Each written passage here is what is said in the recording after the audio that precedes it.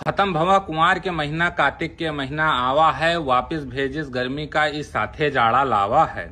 और चली गई है भैया गर्मी नीक बहुत अब लागत है। लेकिन मच्छर नाए गए हुए बहुते रात का काटत हैं।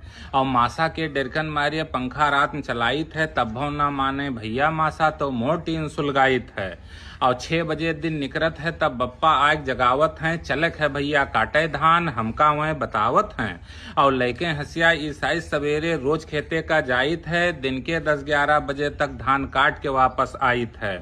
और 10 बिगहा हमरे रहा धान घर भर मिलके उका काटा है। मजूर मांगत हैं 40 किलो बिगहा उनसे कटवाए भैया बहुते घाटा है। जे बोए रहे धान अच्छा उनके धान चुका है पाक। और कुछ जन का बिया मिल गए गड़बड़ उनके धान बिना निकरे खेते में है भैया लाग।